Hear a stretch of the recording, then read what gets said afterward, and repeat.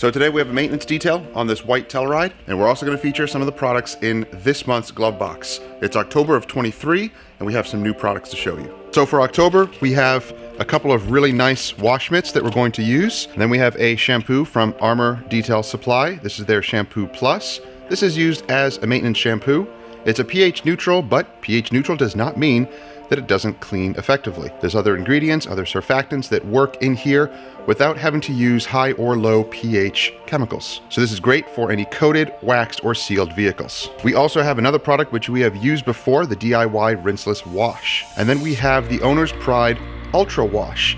This also, again, is another type of shampoo. Now, this doesn't necessarily say that it is for coated or protected vehicles, but it says safe enough to use on protected vehicles, but it also says it'll clean really effectively. So we'll use this another time. Today, we're going to use the Armor Shampoo Plus. We also have their little card in here with instructions and coupons. I'm also wearing some new boots today, which I think are a little too nice for work, but they are from Brunt. I have the other black waterproof ones. These are, I believe, kind of water resistant as well, but they're really nice looking. I think I'll just wear them today, but I'm going to use them for other occasions and not detailing because they're just too nice. So this Telluride was coated just over a year ago with Crystal Serum Light from Gtechniq. We've been maintaining it every 3 months or so, and so far, everything is looking incredible. The owner takes really good care of it. As you can see, it's really not that dirty at all. This is the worst of it. Just a little bit from rain splashing up onto the vehicle. Interior will be very easy. Quick vacuum, wipe down, clean all the glass, make sure everything is looking nice. This is what we really want to be taken care of. Vehicles that were previously protected, whether coated, waxed, or sealed, the owner takes good care of them. They're easy to clean. Everything turns out really, really nice. We're going to use warm water today. I usually only fill it up about halfway or about a third of the way. Couple of ounces, maybe 2 to 3. I usually just eyeball it now.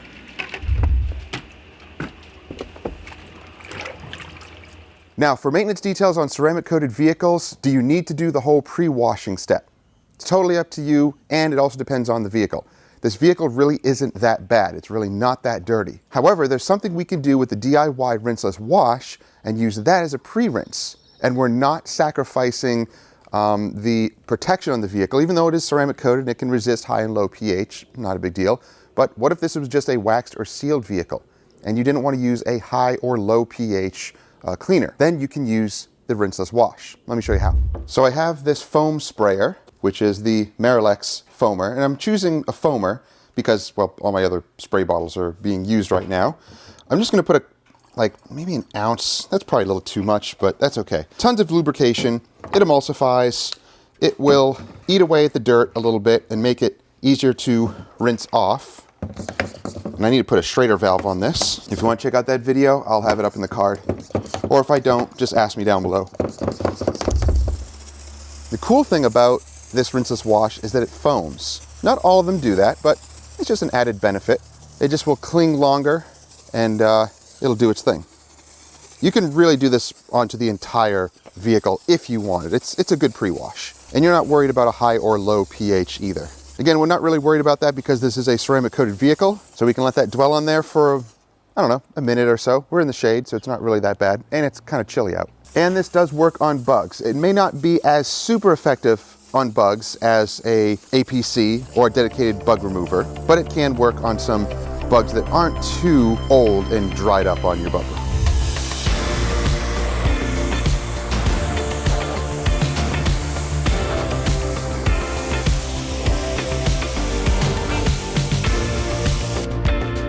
So did it actually work? Yes, it did.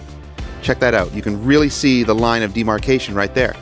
Just like the APC rinse, it took care of that grime on the paint. Now, again, this isn't like heavy mud or dirt particles, just a little bit of dirty rainwater from the road.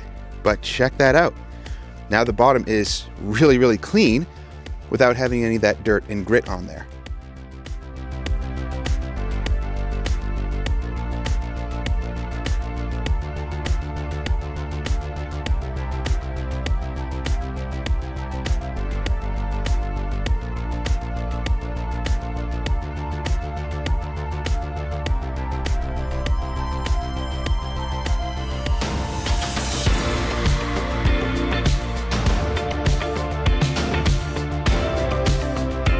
I am using what I think is the best foam cannon, the MJJC Foam Cannon SBV3. So this thing is incredible. It pretty much, I want to say, checks all the marks all the boxes, checks all the boxes with marks. But this thing is awesome. One of the best foam cannons I have ever used. Many reasons. I love the transparent bottle. I love the metal ball at the end here, so no matter where you're tilting, it always ends up where the liquid is. It's only about a quarter twist around to get this off. Doesn't have that wide of a mouth or that narrow of a mouth, so it's easy to rinse. All these components are super, super high quality. Yes, and it foams really well, and it comes with an extra little orifice in here that you can change out. And I think it also comes with that little filter in there as well that actually creates the foam. All in all, one of the best foam cannons I've ever used.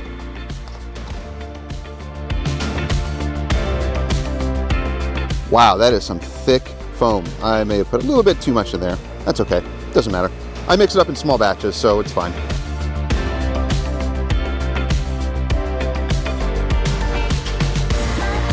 Whoa, foam up that wheel bucket.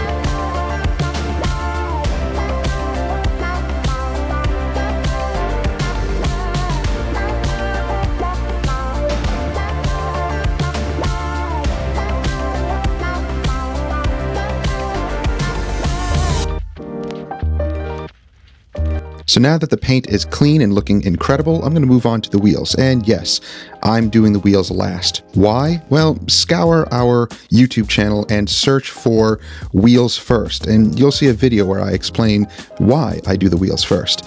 Really, it comes down to who cares? It doesn't matter at all if you do wheels first or last. It all depends on your situation, and if you're outside in full sun, if you're working with multiple people, or if you're just a one-man show, that's really when it matters. But moving on to the wheels anyway, we're using the Oberk tire cleaner and the wheel cleaner, which is an iron remover as well. These two products are awesome for maintenance details and initial details as well. Now the wheels are nice and clean, and the coating seems to be doing its job, but I want to add a little bit more protection.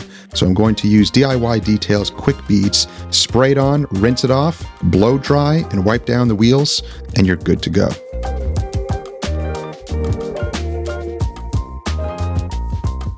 Huh. I may have put a little bit too much shampoo. That stuff is really foamy, so I should have put just like 1 ounce. I went overboard. That's all right.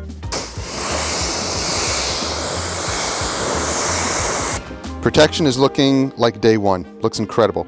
All right, vehicle is clean. Let's dry it. Let's top it. We'll tackle the interior, which will take us like, I don't know, all of 20 minutes to do, and then we'll finish up the outside. Now, when using a topper for a vehicle, I do try to stick with the manufacturer's products. In this case, this was coated with Crystal Serum Light. So I'm going to use Gtechniq products to top it. So C2V3 is an awesome product that can be used wet or dry. I tend to use it as a drying aid with a nice fluffy drying towel, spray it on the towel and the paint, and dry everything. It can go on paint, plastic, and glass as well.